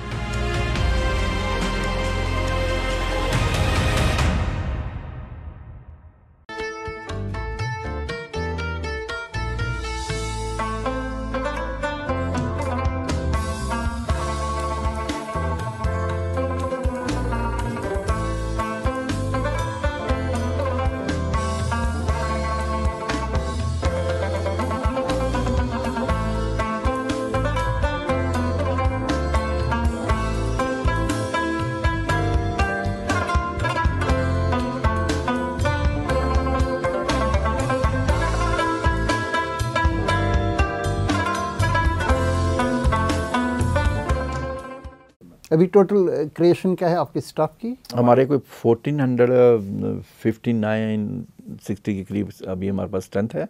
अभी और आते हैं। और एक और चीज़ मैं आपके साथ शेयर करना चाहता हूँ कि जो हमारी फैकल्टी यहाँ सेलेक्ट की है, they are from 20 states and 3 union territories. अच्छा, different states. So there is a representation from across the country. और नर्सिंग स्टाफ? नर्सिंग जो है वो केरला से भी हैं, वो हिमाचल से हैं, राजस्थान से जैसे हैं, एम्स में है ज़्यादातर केरला मणिपुर से से होते हैं, हैं, इस तरह से। लेकिन अभी केरला से जो कम है, अच्छा। क्योंकि उनको ये इंप्रेशन था कि जम्मू तो कश्मीर जो है थोड़ा डिस्टर्ब एरिया है, तो थोड़ा सा वो एप्रीहेंशन थे। अब आना शुरू हुए हैं एक्चुअली। अब जैसे MBBS स्टूडेंट्स हैं, तो उनका बड़ी इंटरेस्टिंग स्टोरी मैं आपके साथ शेयर करना चाहता हूँ। जब अभी ये बैच जो हमारा 100 का, आज की डेट में हमारे पास 5 MBBS बैच है। जी हाँ। पहला बैच हमने 50 लिया था, फिर सेकंड पहला 2020 में लिया था, जो एम्स ऋषिकेश में उन्होंने ट्रेनिंग करी थी, बट जब मैंने ज्वाइन किया तो मैंने शिफ्ट कर लिया उनको इधर। और आपने रखा था वो मीरान साहब में? मीरा साहब में एक हमने टेम्परेरी अकोमोडेशन, वहाँ पढ़ाते थे। Second batch 62, third batch 62, fourth batch 62। अब हमने जब यहाँ शिफ्ट किया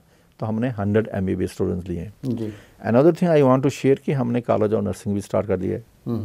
उसमें फर्स्ट बैच जो है 60 BSc नर्सिंग के कैंडिडेट लिए हैं अभी जी। अब सेकंड बैच भी लेंगे। Similarly AIIMS Jammu short period of 6 months have started the PG programme also. हमारे पास 45 PG हमने सेलेक्ट किए हैं, जो PG जो है मेडिसिन, सर्जरी, डेंटल वगैरह अदर स्पेशलिटी में। उसके साथ साथ एक और चीज़ मैं बताना चाहता हूँ कि हमने MCH प्रोग्राम पेडियाट्रिक सर्जरी में भी स्टार्ट कर दी है अच्छा, कर लिया है।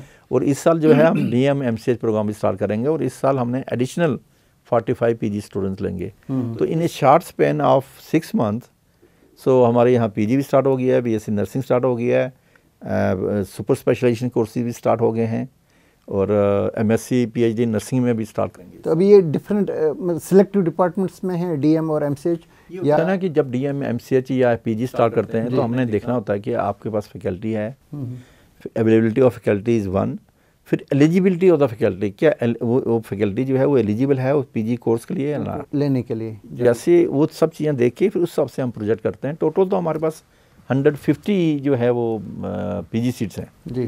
तो हम जो दिल्ली भेजते हैं वो इसलिए भेजते हैं कि उनको कि भाई हमारे पास इतनी फैकल्टी है, they are eligible to be the PG teacher.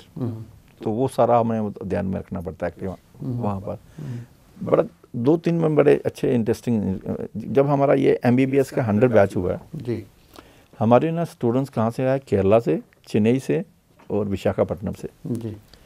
तो वो जब आए तो मेरे से मिलने आए मेरे ऑफिस में, तो मुझे अच्छा लगा कि विशाखापट्टनम और केरला और वहाँ से भी आए हैं, साउथ, एक्सट्रीम साउथ से आ रहे हैं। एक्सट्रीम साउथ से आ रहे हैं। तो मैंने उनको पूछा कि भाई आप जो है एम्स जम्मू में कैसे सेलेक्ट किया आपने, जी, ठीक है।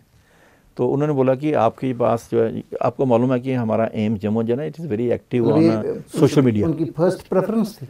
उनकी फर्स्ट प्रेफरेंस थी। अच्छा, मतलब हम we are very active on social media, जैसे यूट्यूब है, फेसबुक है, इंस्टाग्राम है, ट्विटर वगैरह है, और उसके बाद लिंक्डइन है। तो वो हमारी यूट्यूब की चैनल्स वगैरह देख के हमारे इंटरव्यू, इंस्टीट्यूट के इंटरव्यू, फैकल्टी के इंटरव्यू, कैंपस का डिज़ाइन देखे उन्होंने बोला कि हमने ये देख के हमने डिसाइड किया कि हमारे बच्चे जो हैं वो एम्स जम्मू में जाएंगे एज ए फर्स्ट चॉइस। तो that was a big actually compliment to us actually, बहुत अच्छी बात है। Satisfaction also. तो ये हमारी छोटी जर्नी रही है यहाँ पर टू स्टार्ट दिस। तो अभी ये इनटेक बढ़ेगा स्टूडेंट्स को लेने का MBBS के लिए? अभी हमने 100 रखे हैं जी, क्योंकि जो जी फैकल्टी बढ़ती जाएगी फिर नंबर बढ़ता रहता है एक्चुअली वहाँ पर है। क्योंकि फैकल्टी नहीं होगी तो हम नंबर बढ़ाते रहेंगे तो फिर it will compromise the quality of teaching. तो ये जैसे कि हमारा स्कीम्स है, ये एक डीम्ड यूनिवर्सिटी बना था, एक एक्ट के था जो शेख साहब ने उस वक्त कानून बनवाया था, तो ये किसी यूनिवर्सिटी के साथ मुंसलिक रहते हैं, इनको किस तरह से MCH? एम्स जो है ना, it is a all AIIMS they are the autonomous institutions, they have been established by the act of parliament. अच्छा, we are accountable to the parliament through the ministry of health. जी, हमारी annual reports जो हैं every year they have to be placed in the parliament through the ministry. जी, so we are accountable directly to the ministry of health. Right, ठीक है। Finance funding भी वहाँ से होगी, पॉलिसी डिसीजन एवरीथिंग जो है मिनिस्ट्री से आता है पैसा वगैरह वहाँ पर। जी, but we have a freedom to do whatever we want actually. जैसे मैं एग्जांपल बताता हूँ कि जैसे अब हमने यहाँ पर जो है एम्स जम्मू में हमारी लैब्स जो है मोस्ट मॉडर्न है। एक लैब है डायग्नोस्टिक लैब, एक डायग्नोस्टिक ब्लॉक का जहाँ 24/7 लैब्स हैं which are working 24 hour for the emergency patients. जी, उसके साथ ये जो जिस बिल्डिंग में हम बैठे हैं यहाँ पर डिपार्टमेंट्स हैं लेबॉर्ट्री के जो हैं डिफरेंट लेबॉर्ट्रीज़ के। एक चीज़ मैं आपके साथ शेयर करना चाहता हूँ कि हमारे यहाँ पर AIIMS is only the first institution in the country जहाँ पर हमने advance genomics and precision medicine की फैसिलिटी इस्टेब्लिश की है जी। वो हमने फंडिंग जो है मोबिलाइज की है, हमने नहीं पैसा खर्च किया उसके ऊपर। They have invested $1 million that comes to about 9 crore rupees and this is the most advance. इसमें जो है ना ये कोई नॉन प्रॉफिट ऑर्गेनाइजेशन या कोई इदारा है? कुछ लोग थे जिनके पास कुछ फंडिंग मिली थी, उन्होंने मेरे बात की कि ऐसे ऐसे हम इंडिया में लगाना चाहते हैं तो कहाँ लगाएं। मैंने कहा कि हिंदुस्तान के अंदर है? हिंदुस्तान के अंदर हैं, ये बेंगलोर के हैं जी। तो मैं क्या आप आ जाओ डिस्कस करते हैं, आप इधर आ जाइए जी। आए तो मैंने कहा कि आप हमारा इंस्टीट्यूट देख लीजिए। तो जब उन्होंने देखा इतना इंफ्रास्ट्रक्चर है, इतना मैन पावर, डेडिकेटेड स्टाफ है, तो उन्होंने कहा कि हम यहीं लगाएंगे एक्चुअली। उसका अभी ऑनरेबल डॉक्टर जितेंद्र सिंह जो हैं उन्होंने उसकी इनाग्रेशन की है जी। यही टेस्ट अगर हम आज की डेट में यूएसए भेजते हैं, न्यूयॉर्क में भेजते हैं, MB इंटरनेशनल कैंसर सेंटर में भेजते हैं, वहाँ 5 से 7 लाख रुपए खर्चा एक टेस्ट का उसका DNA प्रोफाइल करते हैं कि ना कि कौन सी मेडिसिन जो है लगेगी बेटर रहेगी उसके लिए। तो ये जो है हमारे यहाँ पर 15,000 से लेकर 1 लाख में हो जाएगा।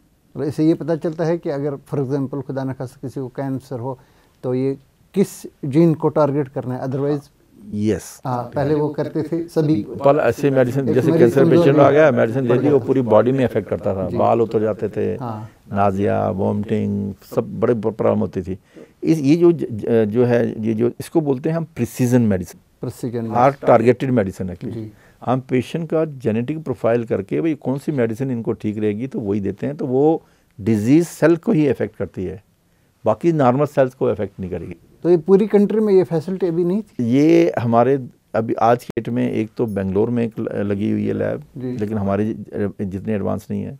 एक दुबई में लगी हुई है, या टाटा में थोड़ा नॉमिनल टाटा में लगाया है, बट वो भी टेस्ट बाहर भेजते हैं। अच्छा, वो भी भेजते हैं।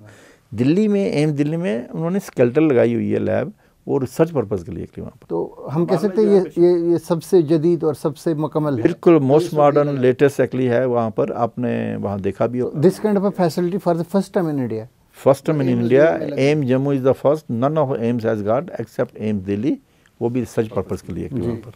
आज ही हम जो है अभी एक MOU साइन करने जा रहे हैं जी। हम एक जो है वो मोस्ट मॉडर्न लैब लगा रहे हैं, जो रोबोटिक लैब है, स्मार्ट लैब है, जिसमें ऑटोमेशन है, जिसमें आदमी का जो कोई इंटरफेरेंस नहीं है एक्चुअली उसमें, एक्सेप्ट सैंपल फीड करना है और रिपोर्ट जनरेट होना कंप्यूटर से। तो वो भी 9 करोड़ रुपए का इन्वेस्टमेंट होने जा रहा है। AI बेस्ड इक्विपमेंट है, और वो जो है आज हम MOU कर रहे हैं और विदिन 1 month जो है वो यहाँ इंस्टॉल हो जाएगा एक्चुअली वहाँ पर। अच्छा। तो हमने जो है ना, हम कोशिश करते हैं कि लोगों को पकड़ें, वो पैसा इन्वेस्ट करें, ना कि हम पैसा इन्वेस्ट करें। उनका पैसा इन्वेस्ट ऐसे लोग भी हैं जो पैसा खर्च करना चाहते हैं। बिल्कुल इनिशिएटिव्स नहीं लेते हैं लोग यहाँ पे। बिल्कुल यही एक वजह है कि यहाँ पे मशीनरी नहीं होती है। लॉट ऑफ एक्चुअली ना क्या अपॉर्चुनिटी है।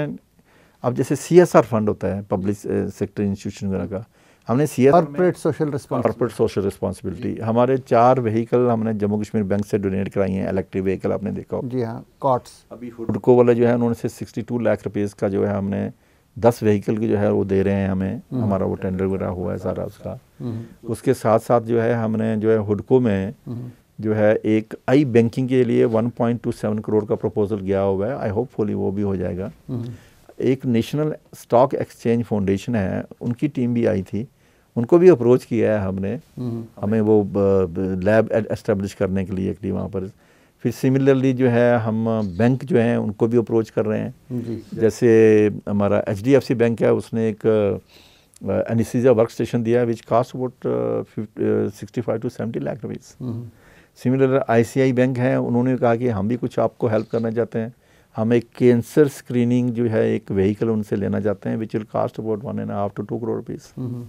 तो lot of people are there which are ready to donate. एक बहुत बड़ा मर्ज है जो कैंसर है, इसके इलाज के लिए बहुत सारे लोग कश्मीर से भी और जम्मू से अभी भी बाहर जाते हैं, चाहे एम्स, चाहे टाटा, राजीव गांधी, बहुत सारी जगहों पे ये लोग जाते हैं। तो आपको लग रहा है कि वो सारी फैसिलिटीज़ अब यहीं पे उनको बाहर जाने की ज़रूरत नहीं रहेगी? देखो अभी हमारा बिगिनिंग है, we are taking baby steps, जी, लेकिन अल्टीमेटली जो है वो हम वो फैसिलिटी क्रिएट कर रहे हैं ताकि सब पेशेंट हमारे पास आएंगे। मे बी उससे जो है एम्स दिल्ली में भी थोड़ा लोड कम होगा। अभी जैसे 1000-1200 पेशेंट हमारे पास आ रहे हैं, अभी तो हम 6 महीने पहले स्टार्ट किया actually. I am expecting about 2500 से लेकर 3000 पेशेंट डेली जो है हमारे पास आएंगे। वो पेशेंट कहाँ से होंगे? पंजाब से होंगे, हिमाचल से होंगे, लेह लद्दाख से होंगे और जम्मू कश्मीर से होंगे। ठीक है, तो उनके लिए ईजी हो जाएगा और बड़ा ईजी एसेसिबिलिटी होगी। हमारा एम जम्मू जो है ना, we have got a very good referral system. एक तो है कि जो पेशेंट वॉकिंग होते हैं जी, जिन्होंने अपॉइंटमेंट नहीं लिया है, तो वो जो है हमारे आयुष ब्लॉक में चले जाते हैं, वहाँ दिखा देते हैं वहाँ से। जी, उसके बाद जो ऐप हमारा जम्मू का एक ऐप है, तो उसके बेसिस पर वो अपॉइंटमेंट लेते हैं।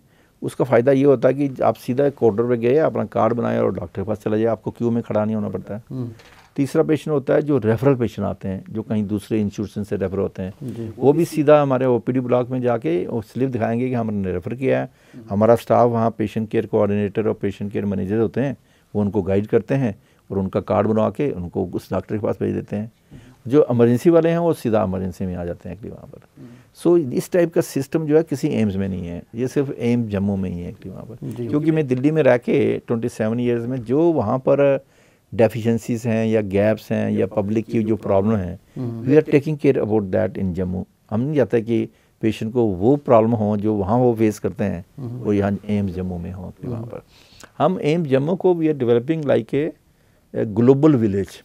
एक तो टाउनशिप है, जैसे हॉस्पिटल तो है ही है, हॉस्टल भी हैं, रेजिडेंशियल एरियाज भी हैं, फिर हमने यहाँ पर 2 बैंक हैं, हमारे यहाँ पर जो है वो केंद्रीय भंडार का स्टोर भी है, जन औषधि भी है, अमृत भी है मेडिसिन के लिए एक्टिव यहाँ पर।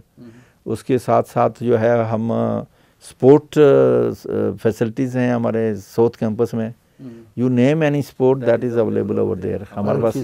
हमारे पास 14 तो बैडमिंटन के कोर्ट्स हैं, 3 लॉन टेनिस के कोर्ट हैं, उसके बिलियर्ड्स है हमारे गेस्ट हाउस में, उसके बाद जो है हमारा बास्केटबॉल है, क्रिकेट है, सभी फैसिलिटीज़ हमने दी हैं। ऑलरेडी अभी हमने जो है कंपटीशन कराया है, स्पोर्ट कंपटीशन एम्स का आईआईटी वालों के साथ, आईएम के वालों के साथ 1 हफ्ता पूरी एक्टिविटी चलती रही एक्टिव वहाँ पर। तो उससे क्या होता है ना कि एक जो इन्वायरमेंट होता है ना जो एक कैंपस में, वो वाइब्रेंट हो जाता है, एक लाइफ आ जाती है। बच्चों को अपॉर्चुनिटी मिलती है कि within campus all facilities are available.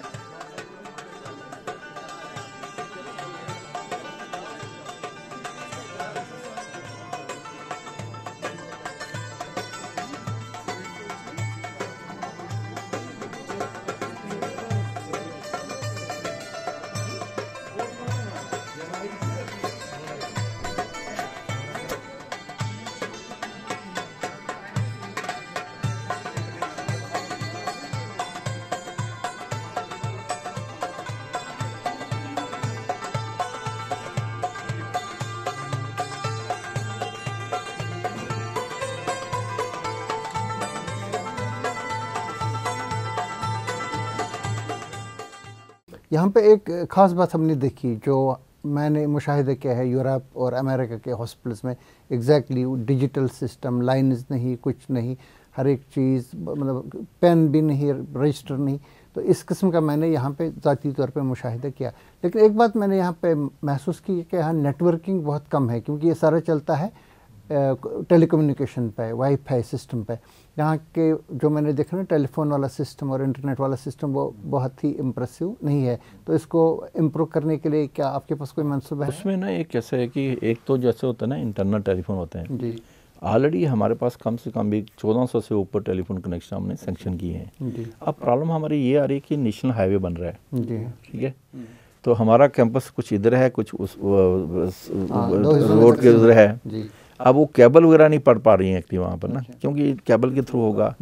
1400 से ऊपर टेलीफोन है जो हर वार्ड में, ओटी में, आईसीयू में, हर फैसिलिटी में देंगे। नंबर 1 1400 टेलीफोन वो ऑलरेडी सेंक्शन है, सिर्फ लगाने हैं। लेकिन नेशनल हाईवे का जो काम चल रहा है उसमें रोज़ हमारी केबल टूट जाती है एक्चुअली ना। दूसरा जो है वो जो है हमारे पास पावर ग्रिड और रेल टेल का जो है हमारा इंटरनेट कनेक्शन है। अच्छा, ठीक है। अब वो भी जो है ना केबल जब हम डालते हैं एक इस साइड से दूसरी साइड में, तो वो भी जो है ना बिकॉज ऑफ कंस्ट्रक्शन जो है केबल इज़ वेरी एक्सपेंसिव। ये फाइबर ऑप्टिक केबल्स होती हैं, वो प्रॉब्लम कर रहा है, बीच में नेट चलता है फिर वो कर रहा है। अब जैसे आपको मालूम है रेल टेल जो है मेन हमारा जो है उसका जो है वो रेलवे का जो चल रहा है उसके कारण बड़ी डिस्टर्बेंस आ रही है।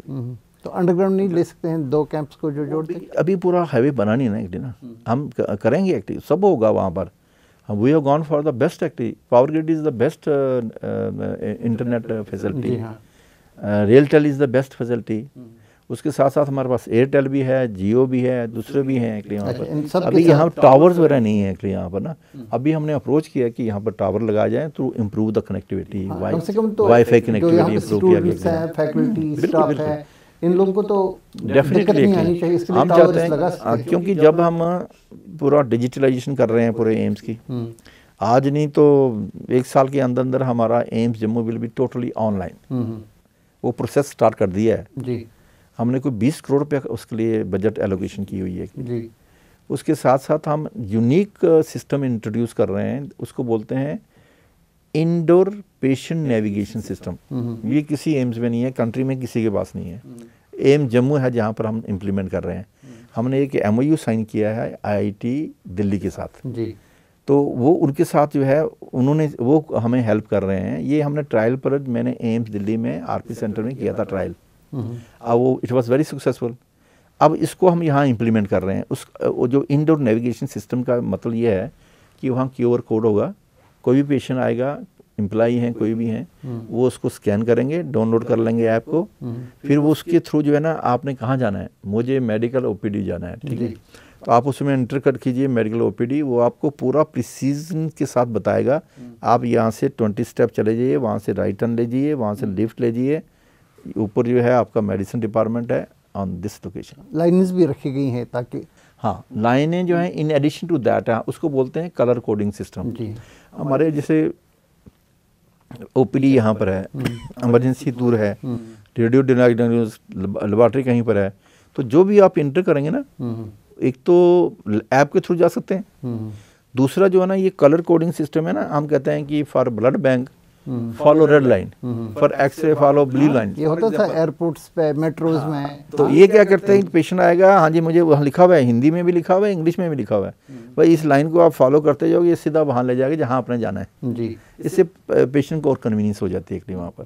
डॉक्टर साहब ये जो आपका प्रोजेक्ट है ये एक मामूली काम नहीं है जो हमने पहले ही बताया, और 5 साल के अंदर अंदर इस पर तकरीबन 1600-1700 करोड़ का खर्चा, और इतना ही खर्चा हमारी चिनाब ब्रिज पे जो काफ़ी मशहूर अब हो रहा है, बहुत वजूहत के बुनियाद पे हमारा चिनाब पे जो ब्रिज बन रहा है जिससे ट्रेन चलेगी और कश्मीर जुड़ जाएगा पूरे कंट्री के साथ। इतना पैसा आपने 5 साल के अंदर अंदर कर लिया। 43 टावर्स 3.5 ईयर्स, 3.5 साल में। 3.5। अब ये कोई मतलब ये बहुत ही एक हिस्टोरिक एक अचीवमेंट है। आज से 40-50 साल पहले जब शेख साहब ने उन्होंने भी एक ख्वाब देखा था, शेख मोहम्मद अब्दुल्ला ने, जब वो वज़ीर आला थे जम्मू कश्मीर के, तो 78 से 1982 तक उन्होंने कंप्लीट किया शेर Kashmir institute of medical sciences, जो उस वक्त नॉर्दर्न इंडिया में कई एतबार से सबसे इम्पोर्टेंट था। हो सकता है शायद आपको अच्छी जानकारी होगी, PGI शायद कुछ मामलों में शायद बेहतर होगा, लेकिन एक इम्प्रेशन ये था कि पूरे नॉर्दर्न इंडिया में दिल्ली से आप जाएंगे नॉर्थ की तरफ तो ये सबसे बेहतर है। लेकिन अभी वहाँ पे वक्त के साथ साथ उसमें बहुत ज़्यादा बदलाव नहीं आया है। एक आम आदमी को, एक आम मरीज़ को या अटेंडेंट को आप कैसे समझाएंगे कि क्या फ़र्क है जो आज आप लगा रहे हैं उसमें और इसमें, क्या फ़र्क है इन दो इंस्टीट्यूट्स में? देखो कंपेयर करना बड़ा मुश्किल होगा, क्योंकि वो शेर Kashmir institute medical sciences start बड़ा अच्छी तरह हुआ है, डॉक्टर बाहर से भी बहुत आए थे, ठीक है। फिर अनफॉर्चुनेटली बीच में थोड़ा सा मिलिटेंसी रही, फिर बाहर से डॉक्टर आना कम हो गया एक्चुअली वहाँ पर। बट आज की डेट में भी जो शेर कश्मीर इंस्टीट्यूट है, it is doing a wonderful job actually वहाँ पर। मैं गया हूँ वहाँ, देखा है पेशेंट का तो लोड इतना है actually, it is unmanageable actually, and we have got the best specialist doctors हमको सर्जन भी हैं, सुपर स्पेशलिटी भी हैं actually, as per their capacity they are doing excellent job actually. ऐसे ब्लेम नहीं करना चाहिए, क्योंकि बीच में कुछ सिचुएशन आ गई, इतने साल जो है आपने देखा ही है। तो मैंने खुद वहाँ विज़िट किया और फैसिलिटी देखी है, मोस्ट मॉडर्न फैसिलिटी वहाँ इस्टेब्लिश की गई थी एक्चुअली वहाँ पर। एम्स जम्मू जो है न्यू इंस्टीट्यूशन है, जैसे 1661 करोड़ का बजट था, अब हमारा कोई 1800 से ऊपर चला गया। अल्टीमेटली फाइनल जब पूरा इक्विपमेंट वगैरह आ जाएगा तो it will be around 2000 crore, ठीक है। हमारा एम्स जम्मू जो है बीइंग न्यू है और एम्स दिल्ली जो है मेंटर इंस्टीट्यूट है, ठीक है। हमें ये है कि अभी हमारा फ्रेश न्यू बेबी हॉस्पिटल है एक्चुअली, लेकिन जो भी एक्टिविटी फैसिलिटीज़ हम यहाँ दे रहे हैं, हमारा फोकस है पेशेंट फर्स्ट। पेशेंट फर्स्ट की जब बात करते हैं, हम ये कहते हैं कि यहाँ पर जो भी फैसिलिटी देंगे वो पेशेंट को माइंड में रख के देंगे, चाहे वो आपकी इक्विपमेंट है, पेशेंट केयर है, कुछ भी है, कि how patient can be benefited. So हम जो है यहाँ लिखा हुआ है आवर मोटो पेशेंट फर्स्ट। अभी recently there was a international conference यहाँ पर ऑन पैलिएटिव मेडिसिन के ऊपर, जिसमें कोई 800 expert from different part of the world आए थे, जिसमें 100 के करीब जो है वो एक्सपर्ट बाहर दूसरी कंट्री से आए थे एक्चुअली। वहाँ पर हमारे गवर्नर साहब जो हैं वो आए थे, इन्होंने इनॉग्रेट किया, एंड गवर्नर साहब ने हमारे जम्मू को जो है डिक्लेयर किया है AIIMS free AIIMS. AIIMS Jammu will be a free pain AIIMS, pain free AIIMS, pain free AIIMS. उसका मतलब ये है कि जब भी पेशेंट कोई आ गया जिसको दर्द हो रही है या ऑपरेशन होता है तो उसके बाद दर्द होती है, तो हम चाहते हैं कि patient should be very comfortable in hospital, and it is our responsibility to make him comfortable, ठीक है। जैसे ऑपरेशन के बाद वो चिल्लाता रहता है, मुझे दर्द है, ये कर है, तब नर्स आके या डॉक्टर आके दवाई देते हैं। हमने सिस्टम ऐसा डेवलप कर रहे हैं कि पेशेंट को बोलने की ज़रूरत नहीं पड़नी चाहिए कि मुझे दर्द हो रहा है, ठीक है। तो ये जो है एक यूनिक जो है एम्स जम्मू को हम पेन फ्री एम्स बना रहे हैं यहाँ पर। सिमिलरली जो है आपने ये जो पैलेटिव मेडिसिन है वो ऑलरेडी हमने यहाँ स्टार्ट किया हुआ है, हमारी ओपीडी क्लिनिक्स होती हैं। पैलेटिव केयर जो है ना, जैसे कैंसर पेशेंट होते हैं या कोई भी डिजीज़ के पेशेंट होते हैं जो टर्मिनल स्टेजेस में होते हैं, तब उनको बहुत दर्द होता है एक्चुअली, आपको मालूम है एक्चुअली वहाँ पर ना, तो वो बड़ा सफ़र करते हैं उससे। तो अब हमने ये पॉलिसी डिसीजन लिया है कि हम एम्स जम्मू को पेन फ्री बनाएंगे, ताकि कोई भी पेशेंट जो कैंसर का या दूसरा पेशेंट आएगा जिसको दर्द के लिए, हम will make him comfortable by giving the medicine. और इसके लिए हमारी टीम जो है दे आर वेरी मोटिवेटेड। ये डिपार्टमेंट ऑफ एनेस्थीसिया के अंडर आता है एक्चुअली यहाँ पर, तो उन्होंने ऑलरेडी हफ्ते में 2 बार पेन क्लिनिक स्टार्ट कर दी है यहाँ पर, कर ली है। एक यहाँ पे महसूस की गई है ये बात कि कई सर्जरीज यहाँ पे नहीं होती, कई ट्रीटमेंट्स जम्मू कश्मीर में नहीं होते। मिसाल के तौर पे लिवर ट्रांसप्लांट है, ये एम्स में भी ज़्यादा डेवलप नहीं हुआ है, इसके लिए ILBS दिल्ली में है और प्राइवेट हॉस्पिटल्स 8-10 वहाँ पे हैं दिल्ली में और कंट्री के दूसरे हिस्सों में। ये क्या वजह है कि अभी जम्मू कश्मीर में इस किस्म की फैसिलिटीज़ नहीं है, और अगर नहीं है तो आपके हॉस्पिटल में क्या इस किस्म की फैसिलिटी होगी? देखो, ये अभी हमारा तो बड़ा यंग हॉस्पिटल है, ओनली 6 मंथ ओल्ड। कोई मनसूबा है कि इस किस्म की? नहीं, हम ऐसा करेंगे, हम डायरेक्टली जंप नहीं करेंगे भाई किडनी आप लिवर ट्रांसप्लांट भी कर दो, ये भी कर दो, एक्टिव वो कर दो, ऐसा नहीं करेंगे। हमने पहले कहा कि भाई जैसे अब हमारे पास ना कार्डियोलॉजिस्ट नहीं है जी, लेकिन अभी जो है with in a month 6 weeks time में हमारे पास कार्डियोलॉजिस्ट आ जाएंगे। कैथ लैब हमने लगा दी है, कार्डियोलॉजिस्ट आएगा, they can start angiography, angioplasty वगैरह।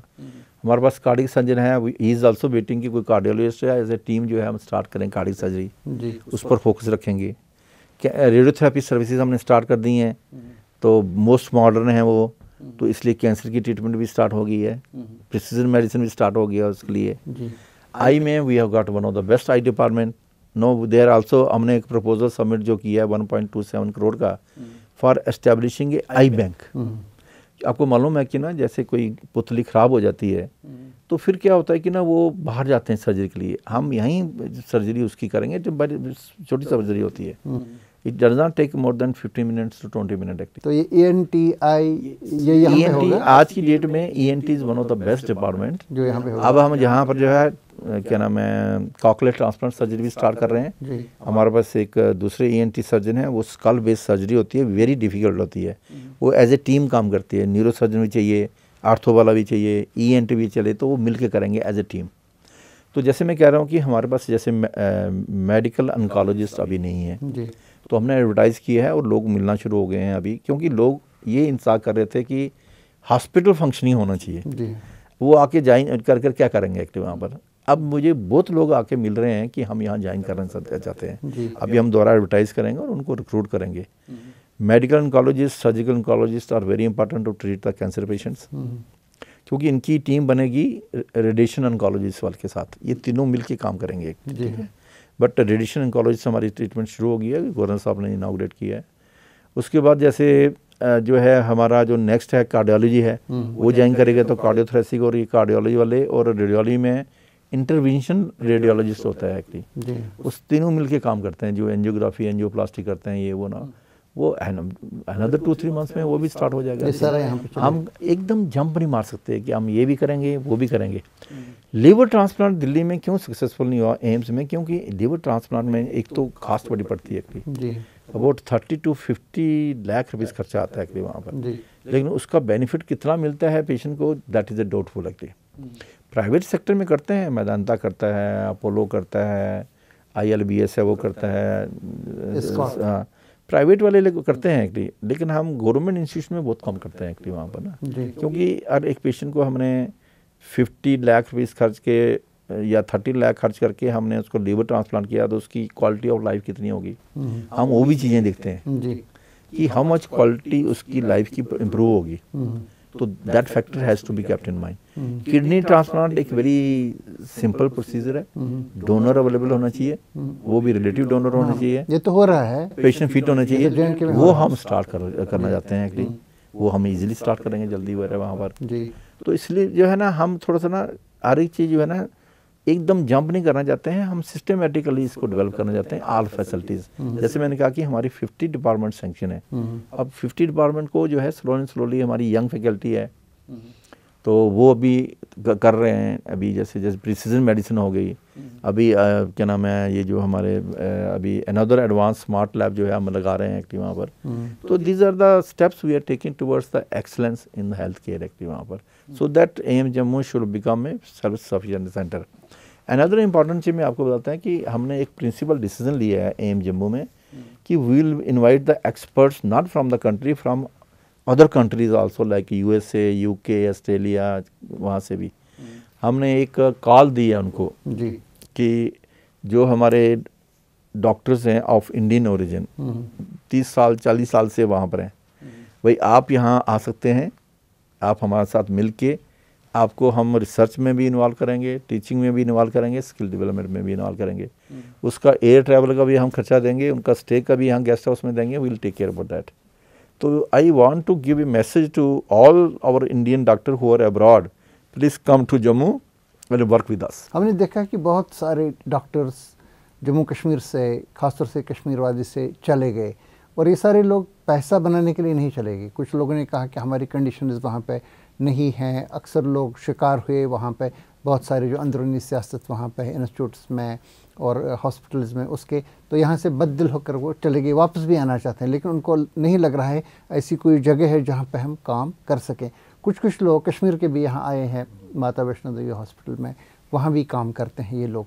क्या इनके लिए एक अट्रैक्शन, आप इनको क्या पैगाम देंगे जो बाहर की कंट्रीज़ में हैं, जम्मू कश्मीर के डॉक्टर सुपर स्पेशलिस्ट जिन्होंने नाम भी कमाया है पूरी दुनिया में, वहाँ से इनके लिए आपका क्या पैगाम है, किस तरह से वो कंट्रीब्यूट कर सकते हैं? देखो पहले तो मैं एग्री करता हूँ कि पहले इतनी फैसिलिटीज़ एडवांस नहीं थी, लेकिन आज की डेट में India is a hub for medical tourism जी। जो कास्ट हमारी treatment, super speciality treatment, heart surgery, neuro surgery या कोई भी सर्जरी के लिए होती है, that is 1/5 the cost which is there in UK, USA and other country. UK में तो नेशनल हेल्थ सर्विसेज है, लेकिन वेटिंग बड़ी लंबी है।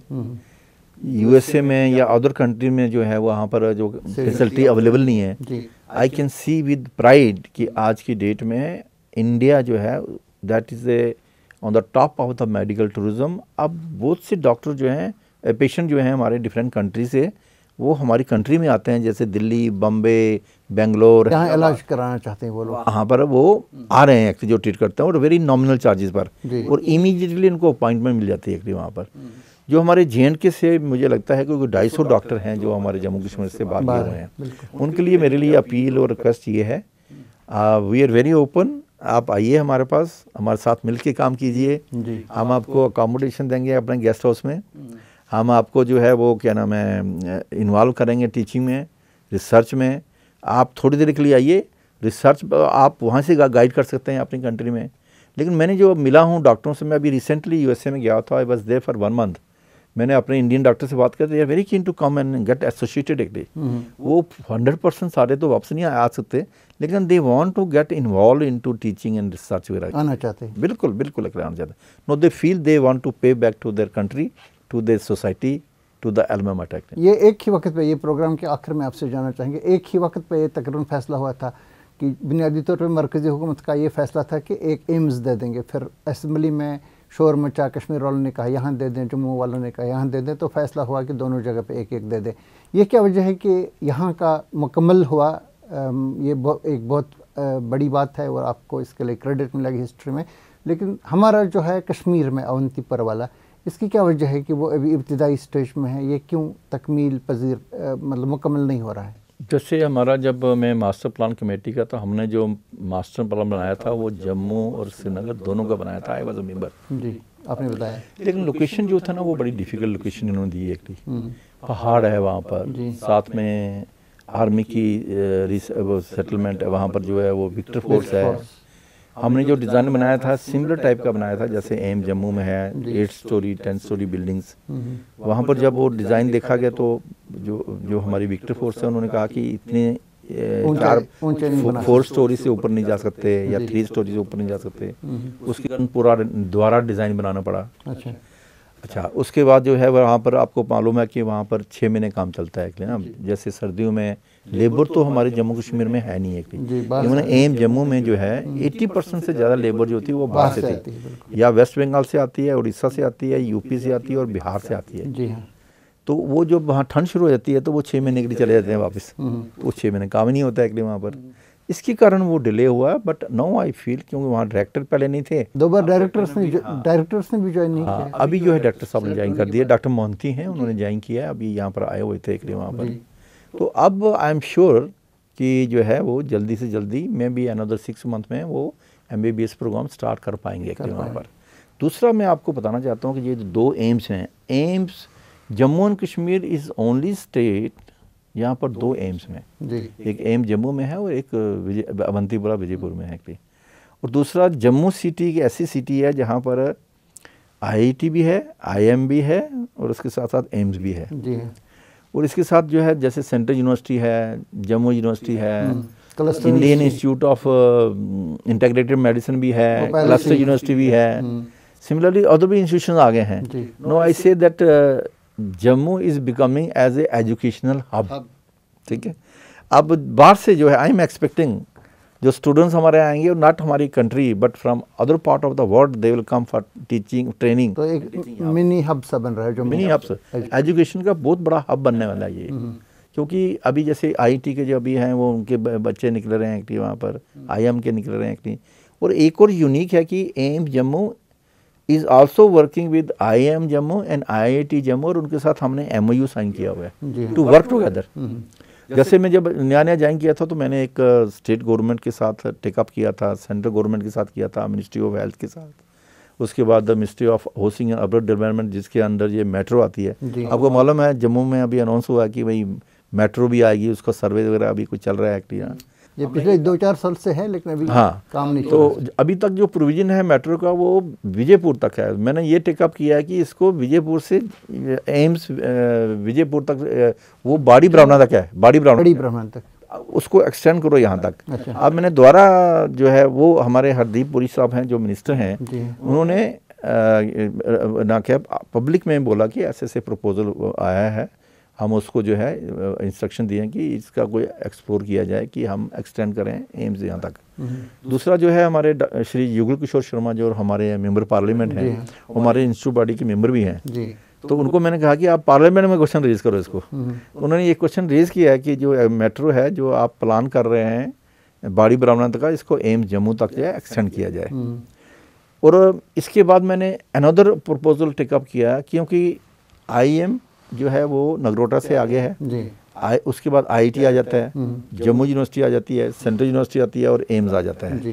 अब मैंने उनको बोला कि ये all institution should be connected through the metro, right, क्योंकि हम इकट्ठे मिल के काम कर रहे हैं। हमारी फैकल्टी स्टूडेंट्स उधर जाएंगे, एम्स से IIM तक, IIM से लेकर एम्स तक जो है कनेक्ट होना चाहिए। उससे ना फिर कम्यूटिंग ईजी हो जाएगी, मूवमेंट ईजी हो जाएगी, और हम सभी मिल के काम कर रहे हैं एक्चुअली वहाँ पर जी। तो इसलिए जो है ना उससे बड़ा ईज होगा। आपके थ्रू मैं रिक्वेस्ट करूँगा कि आप भी ये टेकअप करें एक्चुअली वहाँ पर, ताकि ये जो है हमारा ड्रीम है for metro connectivity between IIM IIT to AIIMS, वो एक ड्रीम जो है पूरा होना चाहिए। हाईवे पे कई एक्सीडेंट्स हो जाते हैं, ट्रॉमा पेशेंट्स पहुंच नहीं पाते हैं, तो इसके लिए कोई मंसूबा है कि इनको, क्योंकि इसमें कई बार इनकाउंटर्स में जो फौज के लोग ज़ख्मी हो जाते हैं और सिविलियंस भी, तो इनको लाना पड़ता है जल्दी से, तो इसके लिए कोई हेलीकॉप्टर का सिस्टम। हाँ बिल्कुल, बड़ा इंपॉर्टेंट क्वेश्चन आपने रेज किया, क्योंकि we are located on the national highway and we are expecting a large number of accident patient. दूसरा आपको मालूम है जम्मू कश्मीर में जो है ना हमारे एक्सीडेंट बहुत होते हैं एक्चुअली, तो वो उनको जो है तो चंडीगढ़ ले जाते हैं या फिर दिल्ली ले जाते हैं, बहुत सारे लोगों की डेथ हो जाती है, लिफ्ट करते हैं एक्चुअली वहाँ पर, टाइम बड़ा इंपॉर्टेंट होता है वहाँ पर। हमने क्या किया कि हाँ इमरजेंसी के बाहर ही हमने हेलीपैड लगाया एक्चुअली। और दूसरा आपको मालूम है कि हमारी बॉर्डर्स में जो है कोई माइन इंजरी होती हैं, कोई बुलेट इंजरी होती हैं ना, इससे कोई इस टाइप की कुछ थोड़ी बहुत ही टेररिस्ट एक्टिविटीज वगैरह होती रहती हैं, तो फिर उन लोगों हमारे सोल्जर्स हैं उनको शिफ्ट करना पड़ता है। And Jammu is the best place to shift. हमारा जो हेलीपैड है which is only 150 metre from the emergency department, और हमारा इमरजेंसी डिपार्टमेंट है उसको हम बोलते हैं ट्रामा एंड इमरजेंसी डिपार्टमेंट, जिसमें 40 डेडिकेटेड बेड इसी पर्पज़ के लिए हैं एक्चुअली वहाँ। We are ready to treat any trauma and accident patients actually वहाँ पर। अक्सर अस्पताल में ये भी देखा गया है कि वेंटिलेटर्स नहीं मिलते हैं, लोग सिफारिशें लाते हैं यहाँ पे बेड मिलना चाहिए, ICU में वेंटिलेटर नहीं, तो यहाँ पे किस किस्म का सिस्टम रहेगा? सबसे ज़्यादा प्रॉब्लम होती है ICU बेड्स की। जी हाँ, क्योंकि जो भी एक्सीडेंट हो जाता है ऑपरेशन के बाद उसको एक्सीडेंट के अलावा भी बहुत सारे पेशेंट्स, दूसरे पेशेंट जैसे कोविड में आपने देखा होगा कि ICU के बेड्स की बड़ी प्रॉब्लम थी एक्चुअली। मुझे जब प्लान हम कर रहे थे मेरे दिमाग में ये था, क्योंकि हम सिफारिश कराते रहते हैं मेरे पेशेंट को जो है ICU बेड मिल जाए, इसीलिए मैं पूछा। हमने ये किया कि हमने जो 750 बेड्स हैं उसमें से 193 ICU बेड्स हैं हमारे एम्स जम्मू में, 193 किसी एम्स में नहीं है एक्सेप्ट दिल्ली, ठीक है। बाकी जितने भी एम्स हैं उसमें 193 है। हमने एक और काम किया है कि जितने डिपार्टमेंट हैं सबको अपना ICU बनाने के लिए हमने सैंक्शन की हुई है कि पेशेंट की जो मूवमेंट जो है, जैसे मेडिसिन का है उनका अपना ICU होना चाहिए, सर्जरी वालों का अपना ICU होना चाहिए, dedicated ICU, all dedicated for all the speciality for all the departments, so that there is a less movement of patient from ward to the ICU। और इसके साथ साथ 193 का जो दिया हुआ है उसमें एक हमने जनरल ICU भी रखा हुआ है, जो कहीं फिट नहीं होगा वो हमारे वहाँ आ सकता है वहाँ पर। तो ये we have taken into consideration actually. जी, डॉक्टर शक्ति कुंवर गुप्ता साहब, आपका बहुत बहुत शुक्रिया, आपने पूरी रोशनी डाली, पूरी तफसील के साथ बता दिया अपने सफ़र के बारे में, और अल्टीमेटली ये जो आपने मुकम्मल कर ली तामीर जम्मू में all India institute of medical science की, और उसको जान भी इसमें डाली, ऐसा नहीं है कि स्ट्रक्चर ही खड़ा है, इसमें जान भी डाली, अब फंक्शनल है। हम आपको इसके लिए मुबारकबाद देते हैं, और आपका बहुत बहुत शुक्रिया कि आपने हमसे बात की। मुस्तकबिल में इंशाल्लाह हम फिर आपसे राब्ता करेंगे, और उस वक्त और भी डिपार्टमेंट्स फंक्शन होंगे तो उनके बारे में भी आपसे बात करेंगे। Thank you so much. Thank you जी। अभी हमने हॉस्पिटल स्टार्ट किया है, but we want to take this institution at the next level of excellence. बहुत बहुत शुक्रिया। Thank you.